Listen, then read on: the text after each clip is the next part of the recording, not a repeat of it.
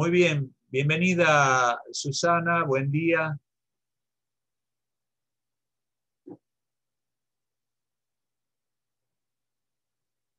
Se lo puede poner como coanfitrión.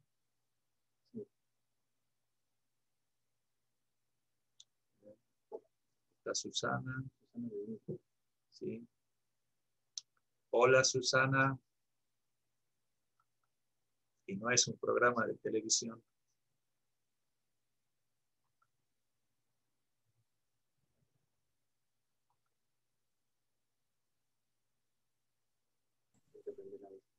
Parece que ahora está. ¿Ya me escuchan? Ahora ya te escuchamos, Susana. Falta que te veamos, nada más. Por favor, Pero aparece. acá estoy, acá estoy. Bueno, muchas gracias, Maxi, por la presentación. Buenos días a todos y a todas. Muchas gracias a SADOP, que se arriesga, se anima y promueve este tipo de encuentros. Al profesor Beltrán, que siempre tiene palabras de aliento para continuar fortaleciendo el espacio de educación tecnológica. A vos, Maxi, que sos un poco bastante el que moviliza al equipo, que también está compuesto por, no quiero olvidarme de los nombres, por Laura, Gaby, Sandra, Martín y Luis, que ha tenido la generosidad de armarnos un video, bueno, con la intención de promocionar nuestra última producción del libro de educación tecnológica, para educación tecnológica, pero también me parece que vale aclarar que es un libro que está pensado para todos aquellos que, preocupados por la tecnología en este mundo y en la vida de las personas, puede ser leído. Y no solamente está pensado para los alumnos que están en proceso de formación docente, sino también para los directores, los supervisores, que tienen una responsabilidad en lo que hace a la formación y a la enseñanza de este espacio curricular tan rico para todos los ciudadanos actuales y los futuros, ¿no? Entonces me parece que no está, primero que no lo escribimos pensando en alumnos de primaria o de secundaria, sino para los docentes involucrados en la enseñanza de la tecnología. Y bueno, Marpegán ya dijo muchas cosas, adelantó lo que voy a decir sin saber qué es lo que voy a decir.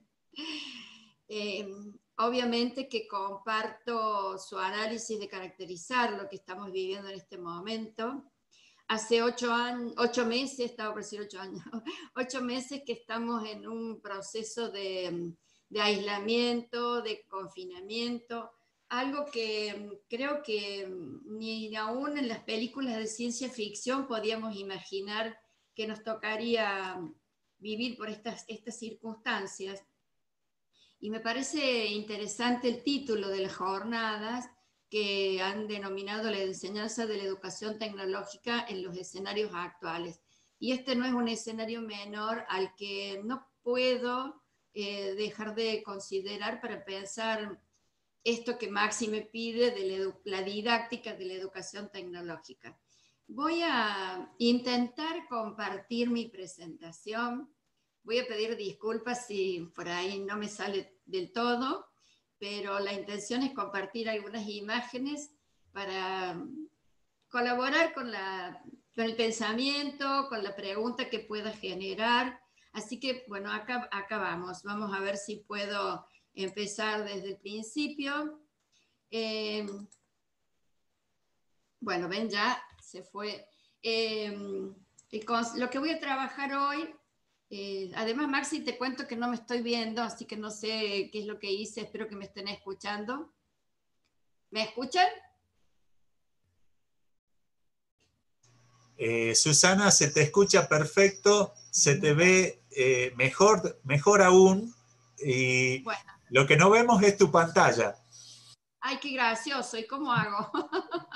En la barra de herramientas que está abajo hay una flechita verde que dice compartir pantalla. Sí. Cuando haces clic, te aparece todo el escritorio. Ahora sí, estás. Ah, bueno.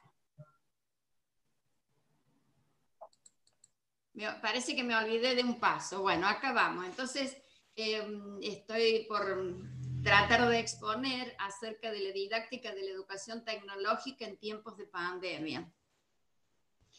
En realidad, creo que es importante considerar algunas cuestiones de lo que es esto de la pandemia, porque es una situación que no solamente nos afecta a nuestro país, sino que afecta al mundo. Yo por ahí cuando escucho o leo que hablan de la Primera Guerra Mundial o de la Segunda, digo, no estaban todos los países involucrados en esa guerra, pero hoy, que no hablamos de una guerra mundial, pero que es una guerra, nos está afectando a todo el planeta. Y no solamente a lo cuestión económico, sino también a lo político, a lo psicológico. No sabemos qué va a pasar, cómo vamos a vivir a partir de esta característica de que nos está convulsionando la pandemia, el COVID-19, las cuestiones psicológicas, sociológicas, políticas, económicas. Recién en el receso veía también que hasta los paros se promocionan por estos medios, ¿no? El paro virtual, acerca de la educación virtual. Y creo que lo más importante es caracterizar a este momento como un momento de gran complejidad, en donde todo lo que se pueda decir puede ser considerado, salvo que no sean las fake news, pero que no podemos dejar de considerar que hay una cuestión de amplia complejidad y que si bien ahora se ha puesto de moda un término que advierte de reconvertirse, no todos se pueden reconvertir en algún ámbito, ni todos se pueden reconvertir en algo mejor de lo que ya venían haciendo. Y caben algunas preguntas para decir qué caracteriza nuestra vida en la pandemia. El aislamiento, el meterse para adentro como sujetos, ¿qué se define como la nueva normalidad? ¿Cuándo será esa nueva normalidad? Yo creo que ya estamos viviendo una nueva normalidad. Creo que esto es una normalidad y que seguramente va a continuar por un buen tiempo. Probablemente cuando pensemos en una vida, cuando ya el virus haya mudado, tendremos otra normalidad. Y en eso me parece que tenemos que estar alertas a ver cómo desde lo psicológico nos vamos a poder vincular y encontrar con el otro y con los otros, ¿no? Entonces, creo que no podemos dejar de considerar que esta situación de pandemia ha puesto en evidencia muchas de las cosas que ya compartió Carlos con nosotros en la primera conferencia, pero que da cuenta de ciertas rupturas, ciertos clivajes, cierta brecha, la brecha no solamente político o partidaria, hay muchas brechas que están expresándose, que se están evidenciando. Y una de las cosas que me parece también que evidencia esta situación de pandemia es la explosión de los medios tecnológicos, por eso hoy estamos acá a distancia, pero como si estuviéramos presentes en Tucumán, pero pone también en evidencia la infraestructura y la debilidad de un sistema como es el sistema de salud. Y me gusta una frase de un colega de Bariloche, Bacari, que dice que una de las cosas que más ha mostrado esta pandemia es la fragilidad de nuestra existencia. Me parece que empezamos a preguntarnos acerca de cómo estamos viviendo, qué estamos haciendo con esta vida y qué pasa si nos morimos o si se muere algún ser querido, si se enferma, qué hace, cómo se vive esa situación. Entonces, en este mundo tan hipertecnologizado, como le gusta nombrar a Carlos, estamos viviendo una situación difícil de enfrentar con cierto nivel de tranquilidad, pero básicamente necesitamos, ante un entorno tan cambiante, sujetos humanos con capacidad de reflexión, capacidad de análisis, capacidad de entender que no hay una sola variable para entender lo que está pasando. Me parece que no hay una dicotomía entre salud y economía, sino que una cosa hace a la otra. que las políticas debieran estar un poco más integradas. Y entonces en este contexto tan difícil, tan complejo, necesitamos sujetos con capacidad de gestionar, con capacidad de análisis, capacidad de reflexión, pero también con la posibilidad de tener un pensamiento crítico que no alcanza con decir si estoy de acuerdo o no, sino fundamentalmente de ser capaces de fundamentar y argumentar las decisiones que tomamos y las decisiones que queremos tomar. Esta pandemia también nos ha modificado las distintas instituciones, y acá sí, de alguna manera, hay una reconversión de las instituciones en esta búsqueda de no perder sus contratos fundacionales. Pero básicamente nos interesa a nosotros en este momento pensar cómo ha tenido que reconvertirse las instituciones escuelas, las instituciones escolares, ¿no? Esta virtualidad, no hay duda que es una virtualidad forzada. No era nuestra intención enseñar y aprender a través de estos medios, pero no podemos dejar de lado que en este momento está siendo una ayuda y sumamente importante para no perder de vista. Pero también ser cuidadosos porque esta virtualidad está poniendo en evidencia justamente lo importante que es en nuestras vidas, pero también tener cuidado a la impronta y a cómo nos fuerzan a utilizar determinadas tecnologías, las cuestiones comerciales, las cuestiones de mercado. Hace un tiempo atrás, desde la década del 90, comenzamos a sentir la presión de comprar determinados tipos de equipamiento para brindar enseñanza en el aula, en las clases presenciales.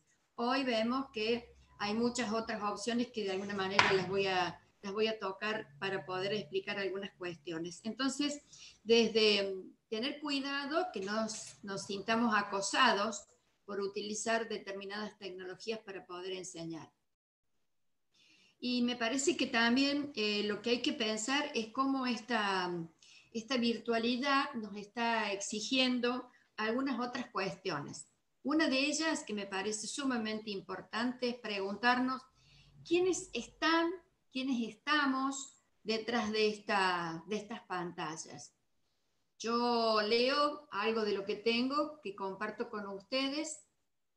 Supongo que ustedes, algunos están mirando, algunos habrán puesto la cámara para no ver, otros tendrán tratando de mirar mejor, pero detrás de todo esto hay sujetos, hay humanos que tienen distintos tipos de vida, ¿no? Que están con algunas dificultades, en algunos casos pueden estar con el COVID, pero todo esto está lográndose a través de esta mediación, este medio técnico que es la tecnología, en particular las tecnologías digitales, ¿no es cierto? Entonces, toda nuestra relación pasa por tener en cuenta cuáles son estos medios tecnológicos que nos permiten vincularnos.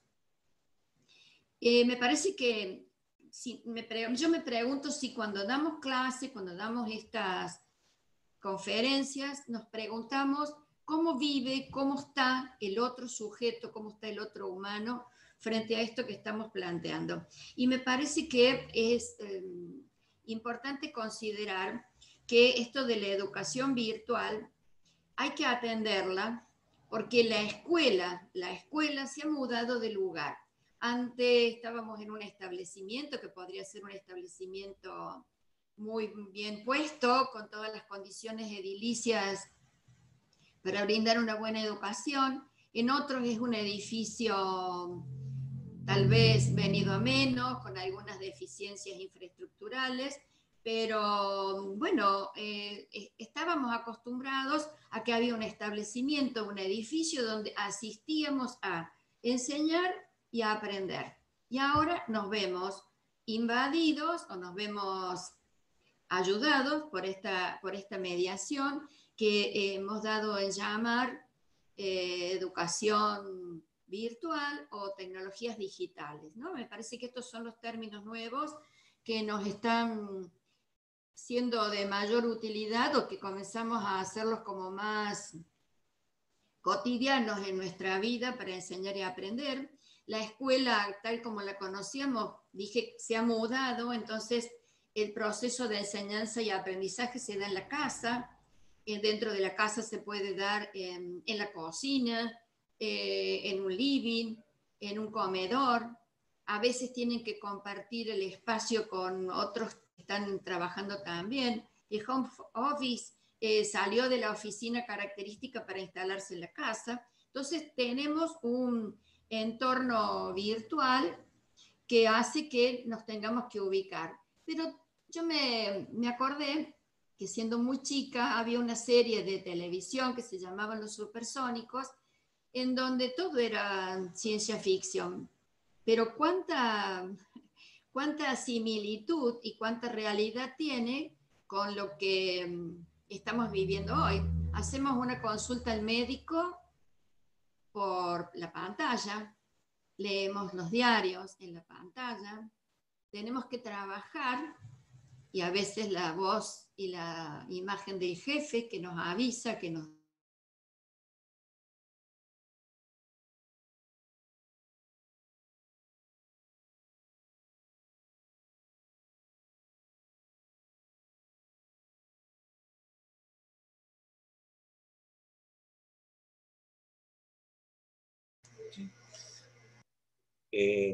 Me parece que se congeló la conectividad de Susana. A ver, estamos intentando retomar. Ya me había anticipado que ella hace como una hora que también se le cortó la conectividad. Vamos a ver si la podemos reconectar en unos minutos. Agradecemos la paciencia.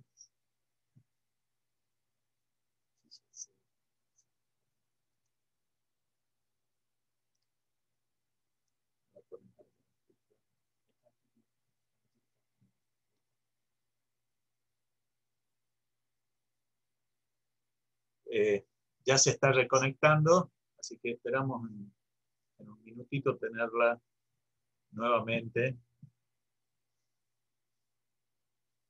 Perdón. Perdón.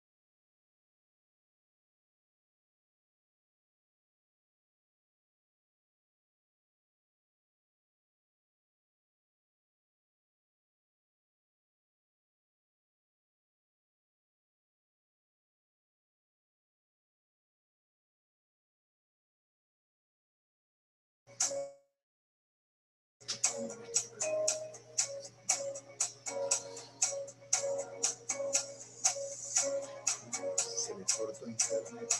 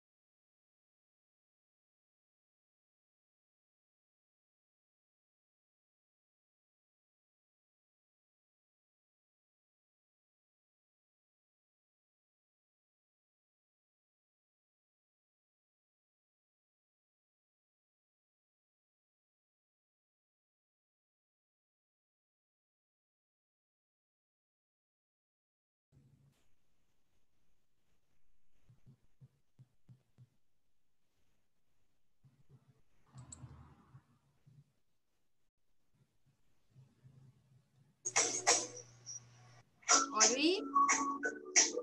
Bueno,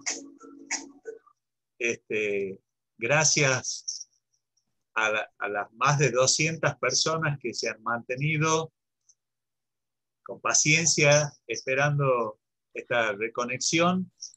Susana, por favor, continuamos. Gracias. Recién alguien en el chat puso que había comprado 2 packs de paciencia. Si no me da un paro cardíaco en este momento. Bueno, estaba mostrándoles una imagen de Jean-Marc Coté del año 1899 que mostraba cómo pensaba él que podía ser el 2000 con los medios de comunicación. Y bueno, acá vemos que hay un WhatsApp video, que hay otras celulares, o sea, ya había como un anticipo de lo que se podía utilizar como tecnologías.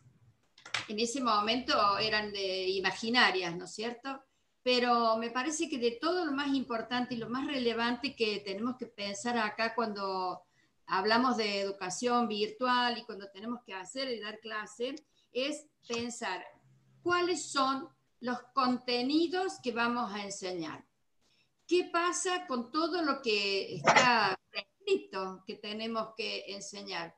Y me encantó esta imagen de Mafalda que se toma la medida de la cabeza y dice, acá habrá todo lo que me tienen que enseñar. Y en realidad creo que lo importante es saber que todo no se debe ni se puede enseñar. No podemos todo, hay que compartir y hay que hacer una buena selección y compartir tal vez con otros docentes acerca de cuáles son aquellas capacidades y competencias básicas que tienen que adquirir los alumnos en este año, en esta materia, en esta escuela. Y hoy estamos hablando de las llamadas tecnologías digitales, que son las que hoy por hoy nos permiten enseñar y nos permiten aprender. Claro que nosotros podemos ver dispositivos bastante sofisticados, en otros casos no tanto, pero son los que hoy por hoy a algunos, y en la medida que no se corte la conexión como a mí, podemos hacer un intercambio fundamental de lo que vamos a enseñar. Y tenemos que caracterizar que esta educación digital se denomina un entorno virtual de aprendizaje. En este entorno virtual de aprendizaje podemos utilizar un conjunto de recursos, de aplicaciones, tanto para poder abrir como una plataforma, como dentro de la plataforma con determinados contenidos, para poder trabajar con los alumnos. Hay muchos docentes que trabajan con Zoom, otros con WhatsApp, el WeChat, que está haciendo la competencia WhatsApp, porque viene del mundo asiático, parece como que está teniendo mayores posibilidades de trabajo con los docentes. Acá en Córdoba hay 2 o 3 experiencias de docentes que solamente dan clase por WhatsApp, porque en el lugar donde están los alumnos es el único medio con el cual pueden de alguna manera mantener algún tipo de conexión. Específicamente para educación tecnológica podemos utilizar el Virtual Lab, el Robin Meet, el Cocodrile, el Arduino, que ahora está tan de moda, ¿no es cierto? Pero básicamente las plataformas que estamos usando son la de Zoom, y no perder de vista que en estas clases es más que importante no perder de vista una muy buena selección y muy buena jerarquización de los contenidos que vamos a trabajar y cuáles son las configuraciones didácticas que ponemos en juego para que los alumnos accedan a estos conocimientos. Más allá de estos recursos que estoy mostrando en la pantalla, no perder de vista qué contenidos son propicios para trabajar con cada uno de estos recursos.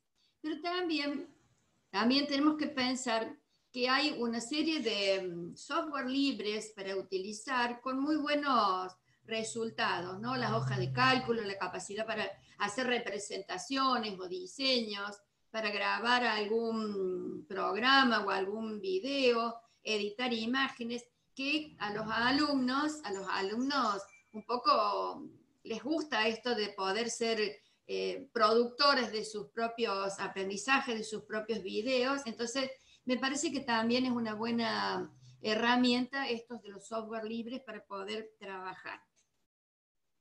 Ahora, ¿cómo hacemos para que consideremos este proceso de enseñanza y de aprendizaje en lo que llamamos educación virtual? Y yo, bueno, hice acá este dibujo, este cuadro, este esquema, en donde, considerando la actividad, no sé de dónde salen todas esas rayas, ¿sos vos, Maxi? Pero estoy siendo acosada por unas rayitas verdes en la pantalla. Susana, no somos nosotros, tampoco No sé importa, muy bien cuál es el origen. no importa, no pierde sentido el esquema, yo me basé en un esquema de la actividad humana que plantea Engelstrom y lo trabajé en el aula como también un sistema. En este sistema me interesa básicamente que podamos considerar, bueno, las líneas hacen de cuenta que es como un contexto que da cuenta de lo que es el aula. Todo contexto tiene un texto y ese texto se interpreta dentro de ese contexto. Acá tenemos un aula donde hay una comunidad organizada que podemos partir desde la escuela al aula, en el aula a los alumnos, y hay un vínculo entre quien emite el conocimiento, el sujeto docente, y quienes son los que van a recibir ese conocimiento, pero siguiendo siempre a uno de mis autores preferidos para pensar la tecnología, Lev Vygotsky, que él habla que los sujetos nos desarrollamos como sujetos humanos cuando aprendemos y manejamos instrumentos mediadores, le llama él, y nosotros hoy le llamamos medios técnicos. No hay ningún vínculo nuestro a que no esté mediado fundamentalmente por la tecnología o por algún me hace seña de que han mejorado el router, que toda nuestra actividad tiene una mediada por una cuestión técnica. Yo puse acá lo más general que podemos utilizar en el aula, ¿verdad? Los libros, ahora serían las aplicaciones o los mensajes en PDF, el lenguaje, básicamente lo que nos permite comunicarnos, también tenemos otros lenguajes, pero me interesa que en esta aula, en este contexto, reconozcamos que para funcionar hay determinadas reglas, y sobre el sistema de evaluación, el sistema de asistencia, el de convivencia, pero también al interior del aula hay división de trabajos, división de tareas, desde los alumnos que pueden conducir un grupo, el que puede hacer como monitor, el docente, el que a lo mejor tiene mayor capacidad para poder trabajar con algún instrumento de estos tecnológicos. Pero al cuadro lo trabajé y le agregué, en lugar de los instrumentos mediadores como el libro, como el lenguaje, como los recursos audiovisuales, ¿cuál es la plataforma? En este momento estamos utilizando la plataforma Zoom, que espero que siga funcionando. Este sería un instrumento básico, ¿verdad? Yo estoy utilizando otros recursos para poderme comunicar, que es lo que estoy mostrando en pantalla como imagen. ¿Quién es el sujeto que emite la comunicación? En este caso, soy yo, y supongo y presupongo que del otro lado hay otros sujetos que están escuchando y están tratando de aprender, de poder incorporar lo que yo les estoy diciendo. Las reglas es mantener los micrófonos apagados, ¿sí? Y en lo posible las cámaras para evitar distracciones. Y la división del trabajo del docente está en que alguien está escuchando, está grabando, porque puede estar tomando fotos de los cuadros que yo estoy dando. Y me interesaba también el tema de la división del trabajo, las personas que están siguiendo el chat, ¿no? Son las encargadas de registrar las preguntas o de prestar atención para que después, y espero que sí, que haya alguna pregunta o algún comentario sobre estas cuestiones. Y hay un concepto acá abajo del cuadro que no es para trabajarlo ahora, no sé qué pasó, no es para trabajarlo ahora como fundamento, sino que me interesa que pensemos que cuando hay dos personas que intercambian, que interactúan, están compartiendo el conocimiento. Y ese es un punto interesante para ver el concepto de cogniciones distribuidas, ¿no? En este ejemplo, lo más importante no es la plataforma, sino, vuelvo a insistir, en el contenido a ser enseñado. ¿Cuál es el contenido que podríamos elegir como un contenido bastante amplio en la enseñanza de lenguas? Perdón, Sí. Susana, te interrumpo un Sí. segundo porque dejaste de compartir las diapositivas. Justo que habíamos alcanzado a limpiarle las líneas verdes. Ah. Dejaste de compartir las diapositivas. No, no fui yo. ¿No? No, algo pasó ahí que no fui yo. Bien, ¿y puedes volver a compartirlas? Es decir, repetir la operación de compartir pantalla y ponerlo... Ahí. Ahora sí lo estamos viendo. Bueno, sí, Gracias. no sé qué algo pasó, pero no... No fuiste vos. No toco nada, no me quiero ni mover por las dudas. Se ve Bueno, perfecto, gracias. Bueno, decía que entonces en este esquema de aula virtual, el contenido es lo esencial. Y yo puse como ejemplo, bueno, el contenido de la tecnología como proceso sociotécnico, y en eso me interesa que cada docente pueda pensar cuáles son los conceptos básicos, cuáles son las capacidades, cuáles son los objetivos que se pueda priorizar para enseñar este contenido. Ahora, hay una cosa que me parece interesante con respecto a cómo interactúan o la interactividad que se produce en estas tecnologías, ¿no? La pregunta es, ¿son las más adecuadas lo que estoy utilizando como recurso para trabajar con los alumnos? ¿Qué recursos son los más pertinentes para este contenido o para el otro? ¿Qué espero del alumno y cómo necesito que este lenguaje de comunicación se pueda estar posibilitando entre unos y otros, ¿no? Me parece que este tema del confinamiento nos ha llevado a buscar recursos a lo mejor muy sofisticados y estamos olvidando la posibilidad que los alumnos accedan a textos. No es solo que puedan trabajar con algunas aplicaciones, sino que puedan acceder al conocimiento a través de la lectura, de la búsqueda de información, de la redacción. Las aplicaciones, las app o las app, porque ahora ya se las abrevia tanto que en lugar de decir app se dice app, están siendo como una cosa muy, muy utilizada, a veces hasta en exceso, y no siempre son las aplicaciones las más pertinentes para trabajar con los contenidos.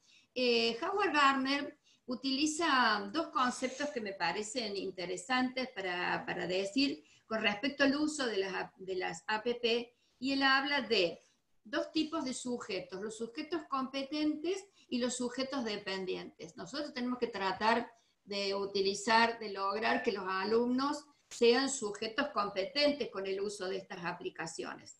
Por supuesto que hay en este momento una importante impronta de los celulares en la vida de cada uno de los alumnos, pero fundamentalmente tenemos que pensar cuál es el contenido que le vamos a posibilitar a los alumnos.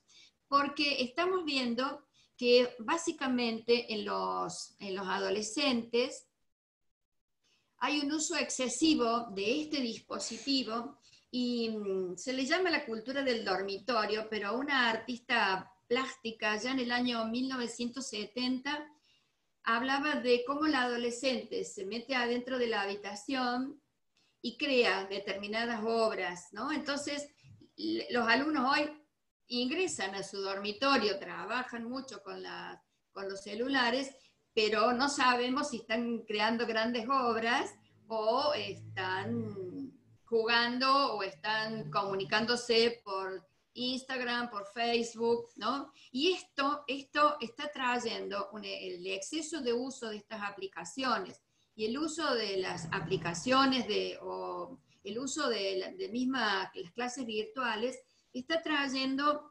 un tema que no es menor. Y creo que no es solamente a los alumnos, sino también a los docentes.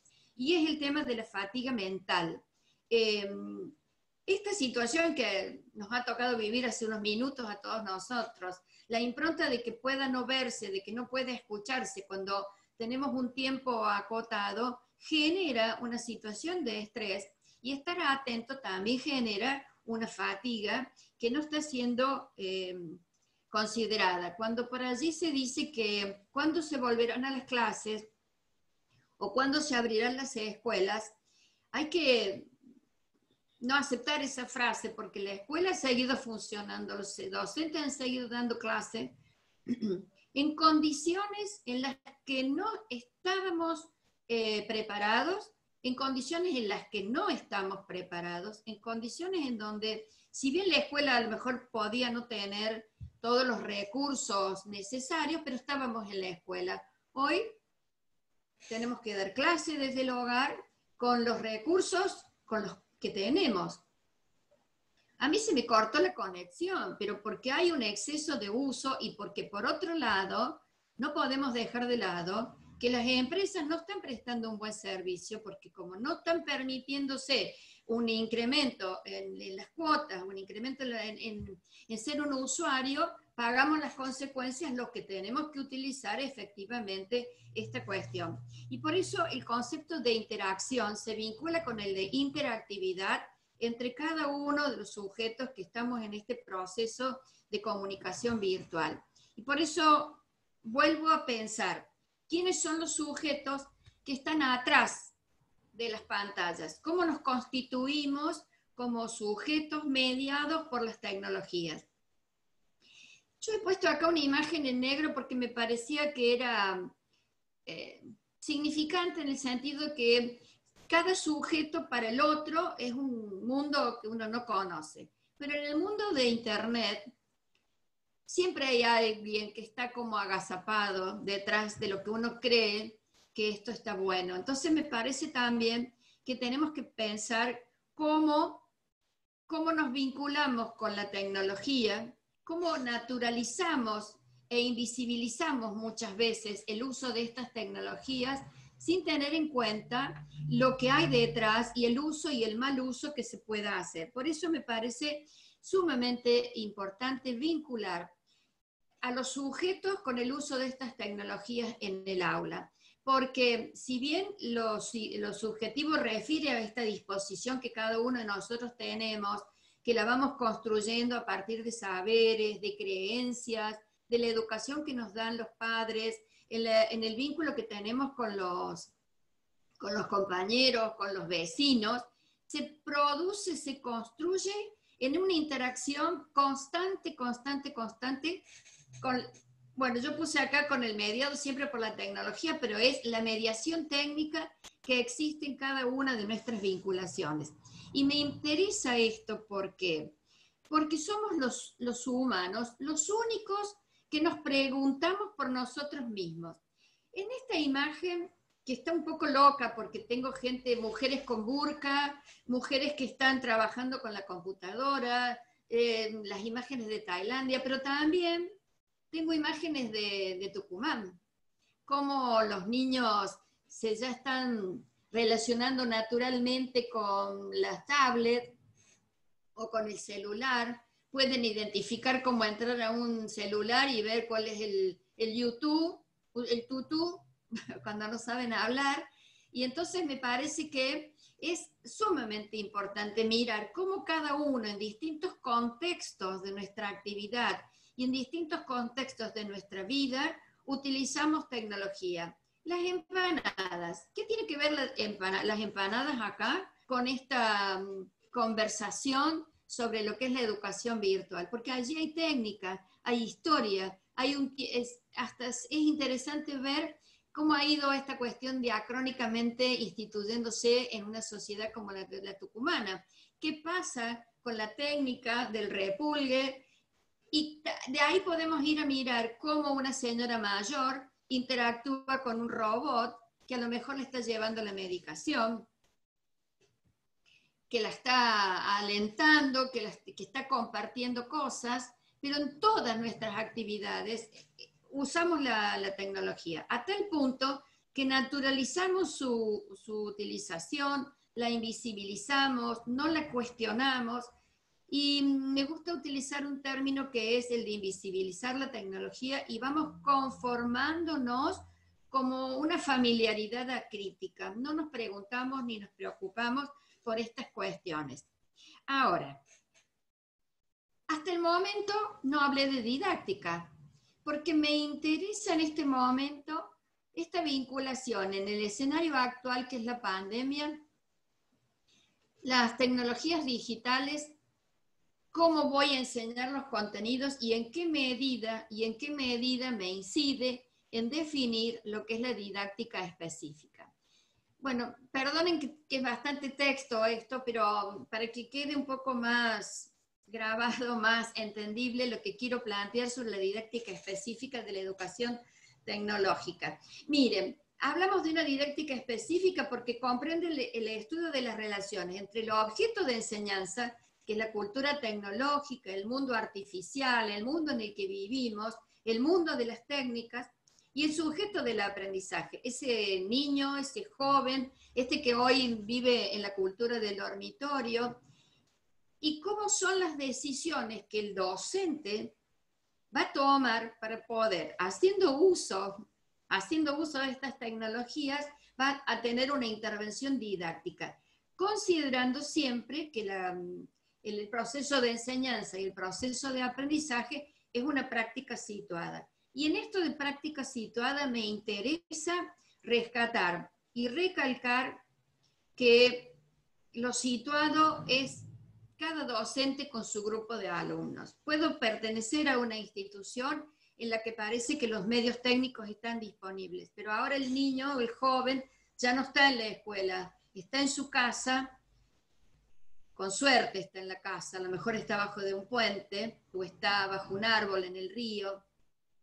Entonces, considerar esos sujetos que están detrás de las pantallas y detrás de esto que nosotros estamos planteando. Me interesa pensar también cuáles son, como práctica social, las capacidades que queremos desarrollar en los alumnos, cómo pensar e imaginar actividades de aprendizaje donde los alumnos puedan acercarse al conocimiento, poder tener una capacidad de diferenciar, de comparar, de relacionar, de inferir, de discriminar, de calificar, de clasificar, cómo hacer que estas capacidades necesarias, vinculadas siempre a la cuestión técnica, a los medios técnicos, se pueda posibilitar a través de esta educación virtual que nos está tocando vivir y compartir. Y entonces esto me parece que todo lo que vine diciendo hasta el momento, más allá de las interrupciones que tuvimos, es lo que hace a pensar cuando vamos a imaginar una clase a través de la educación, de esta educación virtual, esta educación virtual. Y bueno, nosotros siempre en educación tecnológica propiciamos el trabajo en equipo, el trabajo colaborativo. La pregunta sería, ¿cómo hago ahora para que los alumnos trabajen en equipo?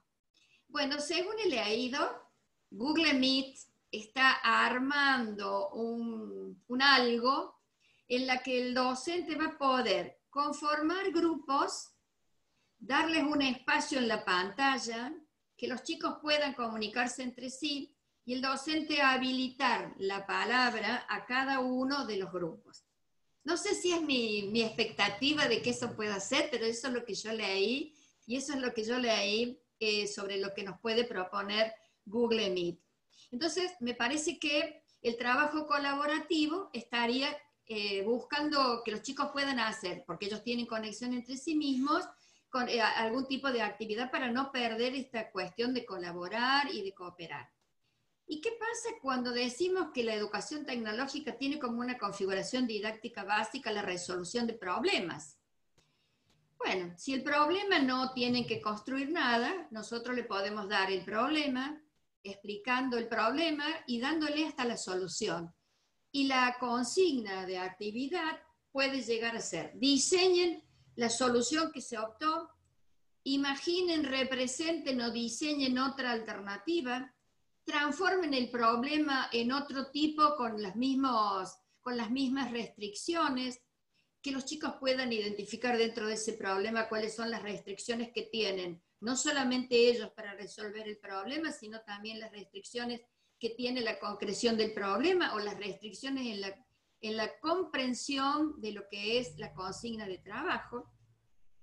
Entonces, y bueno, y acá entran de lleno, ¿no es cierto?, todas las APP para poder hacer simulaciones que son sumamente interesantes, siempre y cuando las aplicaciones y el gusto por la aplicación, porque las aplicaciones tienen color, tienen rapidez, tienen cosas que atrapa, no pierda de vista que todo recurso tiene que estar centrado en poner foco en el contenido a ser enseñado. Y entonces, la didáctica no es una técnica, ni es algo que aplicamos para todos los alumnos y para todos los temas en particular, sino que tiene que estar acorde no solamente a las capacidades de los alumnos, sino también a la capacidad nuestra del docente de poder enseñar con más vehemencia algún tema, sino que todo contenido tiene de trasfondo un argumento político, y es porque la práctica nuestra es una práctica social y que nos va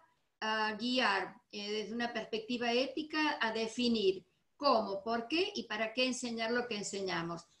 Y justamente porque creo que la función docente es una función política, función social, y la didáctica para los docentes constituye un protocolo de trabajo, un guión, y hablando de educación tecnológica, es un diseño. Nosotros diseñamos nuestra actividad como la queremos y después los alumnos deciden qué hacen, pero nosotros proponemos a través de un trabajo secuenciado qué queremos enseñar, cómo queremos que enseñarlos y qué esperamos que los alumnos aprendan con este contenido. Por eso es sumamente importante identificar cuál es el contenido. Pero frente a este mundo digital, a este mundo tan complejo, tenemos que tener muy en claro que hay muchos chicos que en este proceso de distanciamiento, de confinamiento, hay muchos chicos que han quedado en el camino. A veces porque no han tenido a lo mejor un adulto que colaborara con ellos para poder estar, que accedan a las clases, que presten atención a las consignas, que comparta su preocupación con otro alumno, sino también que muchas veces, muchos casos, los chicos han quedado al margen porque no tienen este medio. Entonces, pensemos siempre que la tecnología, en este caso la virtual, pero en la vida cotidiana, siempre la tecnología nos abre posibilidades de habitar el mundo de modos diferentes, pero reconocer que las clases virtuales no fueron diseñadas para todos. Lamentablemente, hay muchos chicos que viven estas situaciones, que viven estas circunstancias que están puestas en una imagen, porque está tratando, no sé si alcanzan a ver bien, el que está detrás de la ventana está tratando de anotar lo que el otro chiquito está adentro mirando por la pantalla, que le está mostrando la maestra. Entonces, no nos entusiasmemos con tantas posibilidades de recursos digitales que tenemos hoy. Esperemos que podamos recuperar algo de las clases presenciales. Yo tengo mis dudas de que vamos a poder ser todo presencial, pero no hay duda que esto digital llegó para quedarse, pero que lo que quedó para quedarse no lo naturalicemos y pensemos que lo que hoy hacemos a través de este medio lo pueden hacer todos los docentes y todos los alumnos. Bueno, hasta acá llegué. Muchas gracias. Muchas gracias, Susana. Ahora sí, ha sido muy rica y muy interesante la trayectoria de las ideas y cómo las fuiste presentando, ¿no? Desde la complejidad de este esquema del sistema aula, como lo presentaste, con todos los elementos que convergen y que convencionalmente existen en el sistema aula presencial, y nos llevaste a esta complejidad que implica que esa aula haya dejado de ser presencial y tenga intervenciones o mediaciones tecnológicas que hasta hace algunos meses no manejábamos y ni siquiera conocíamos, al menos la mayoría de nosotros. Sí.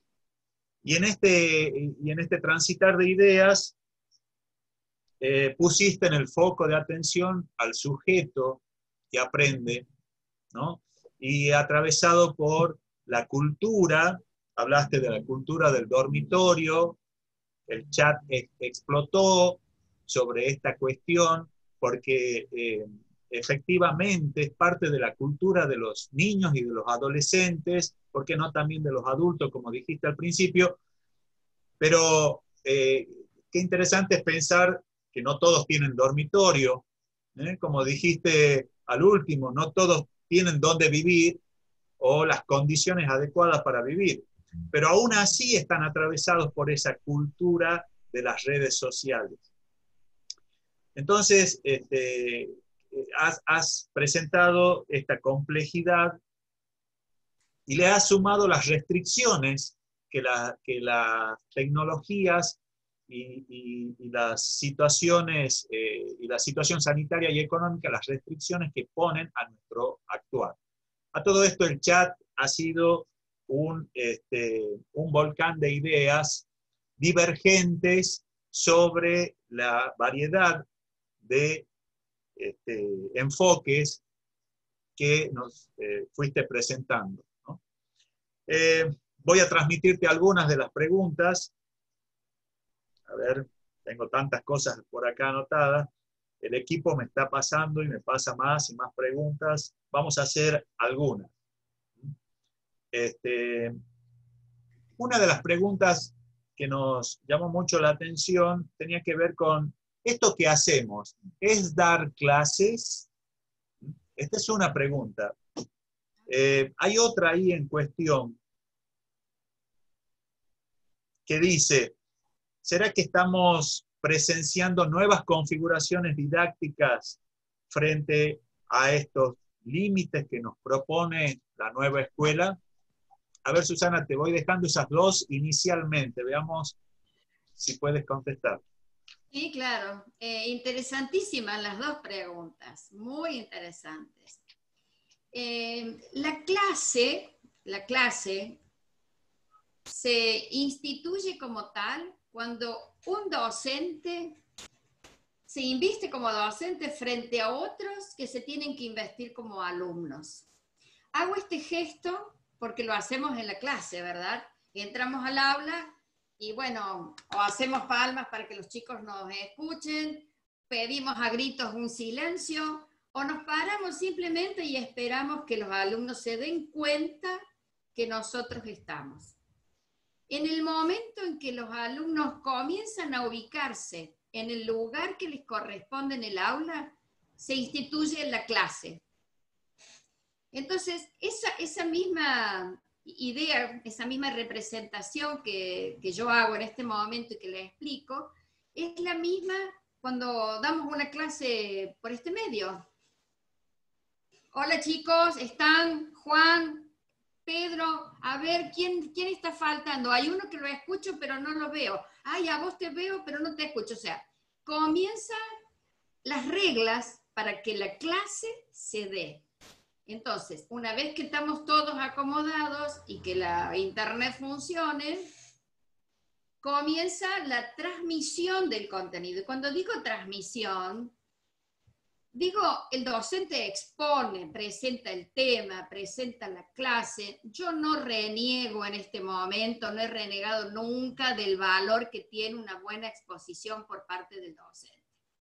Hay muchos medios digitales bárbaros, divinos y fantásticos para dar la clase, pero una buena explicación en el momento oportuno, con los términos adecuados para los alumnos, abre puertas. Entonces, la clase comienza cuando yo comienzo a explicar o cuando le pido a los alumnos, ya sea presencial o virtualmente. De hecho que, bueno, Maxi, vos has estado dando tus conferencias online y los docentes te hemos estado escuchando y ha habido un intercambio, hubo interacción, hubo posibilidades de preguntarse, o sea, se dan de igual modo, se dan las comunicaciones mediadas técnicamente, en este caso lo digital. En el aula, la comunicación se puede dar porque el alumno muestra un mapa o él muestra un instrumento, muestra una herramienta o yo propongo un video. Y sí nos está implicando este modo de dar clase, pensar en configuraciones didácticas nuevas. Supongamos utilizar la configuración didáctica de la simulación. En el aula la puedo hacer de una manera. Puedo hacer que los alumnos simulen la elaboración de un proceso. Supónganse en la elaboración de jugo, que sería lo más fácil para llevar al aula un exprimidor manual, un exprimidor eléctrico o uno mecánico. Pero esa es una forma, esa es una simulación cara a cara, digamos. Pero también puedo pensar una simulación a través de una aplicación de tantas que hoy están dando posibilidades. Los otros días un ex alumno me manda muy contento un video que hace una alumna de ella sobre lo que es la energía eólica. ¿Qué hizo la piba? Filmó un molino, porque es una escuela rural, filmó un molino que está en el patio de su casa y le estuvo explicando a la mamá cómo funciona y para qué funciona. Obviamente que ahí la piba está demostrando que ha entendido el valor de la energía eólica, pero también está mostrando que aprendió a manejar un medio técnico para mostrar su aprendizaje. Entonces, hay que hacer este tipo de vinculaciones, y yo también puedo volver a explicar, puedo volver a demostrar por este medio, puedo dar y debo dar a leer un texto. Hoy por hoy puedo escanear un pequeño texto, puedo encontrar en internet muchísimos artículos que colaboren con esto, o sea que tampoco es tan loco pensar que vamos a poder trabajar y brindar buenos aprendizajes a través de estos medios. Como en todo, hay distintas posibilidades. Lo interesante, lo importante y lo más obvio es que tenemos que tener claro qué voy a enseñar, y en función de eso busco cuáles son los recursos más adecuados para poder enseñar. Creo que contesté las dos preguntas. Muy claro, sí, y se entiende perfecto, Susana. Tengo tiempo para una inquietud más. Digo una inquietud porque la pregunta suena a preocupación, ¿no? A ver. Uno de los asistentes pregunta si el uso de estos recursos, de estas redes, no nos expone a otra forma de colonización. Si la incorporación de estas mediaciones tecnológicas no nos dejan expuestos a los ciudadanos y al sistema y a la sociedad a otra forma de colonización. Sí, en parte sí, de todas maneras, no es ahora esta impronta y este acoso de todos estos recursos, han estado siempre. Lo que pasa es que ahora la pandemia habilitó otros caminos para que estos sean casi como indispensables. Entonces, tenemos que tener, para eso está el software libre, para eso está la posibilidad que nosotros mismos planteemos hagamos una aplicación, pensemos en alguna forma de simulación, busquemos en desarrollar las capacidades cognitivas de los alumnos. El lenguaje es un desarrollo sumamente importante para acceder al conocimiento tecnológico, pero además para formarnos como humanos, como ciudadanos. En esto vale lo que comentaba Carlos en su conferencia. Es cierto que nos coloniza, no sé si ese es el término, pero que hay una dependencia total. Internet no viene sola de que hemos podido producir la fibra acá en Argentina, o sea, mundialmente hay un conjunto de cosas que nos condicionan. Por eso la complejidad y por eso hablar que una sola manera de mirar las cosas no alcanzan frente a esto. La virtualidad es una nueva manera de estar en el mundo. Estamos aprendiendo a estar en la virtualidad, estamos aprendiendo a buscar cuáles son algunos recursos, porque no todos son posibles, ni todos son importantes para trabajar. A veces una conversación cara a cara, pantalla por pantalla con los alumnos puede ser un mejor medio para poder aprender y también para poder evaluar. Por ahí he visto que preguntan esta cuestión de la evaluación. Y bueno, están las rúbricas. Lo que pasa es que hoy por hoy tener 4 grados o 4 cursos con 30, un poco más de alumnos cada uno, requiere del docente una capacidad de organización de los archivos en su propia computadora para no tener un desorden. Y ahí tendrá que volver a utilizar una planilla Excel, me imagino. A mí el Excel no me gusta, pero son cuestiones. Pero hay que agilizar este trámite y tener la posibilidad, básicamente, volviendo al tema de la evaluación, de considerar los procesos formativos de los alumnos. Y no pensar que hay que llegar a la acreditación con unas pruebas o con unos instrumentos de evaluación imposibles de realizar, si hemos logrado que los alumnos hagan un proceso, aunque algunos más lentos que otros, pero sabiendo a dónde hemos querido llegar, tenemos que llegar a ese punto. Si no tenemos claro a dónde queremos ir, podemos equivocar el camino. Clarísimo, Susana, y contestaste un par de inquietudes al hablar de cómo hacemos el seguimiento y la evaluación en estos procesos, ¿no? Y también creo que contestaste otra inquietud de Gerardo. Qué inquieto que es Gerardo, ¿no?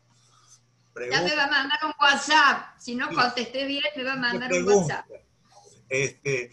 sobre si lo que cambiaron entre las clases convencionales y las actuales es solo el intermediario tecnológico.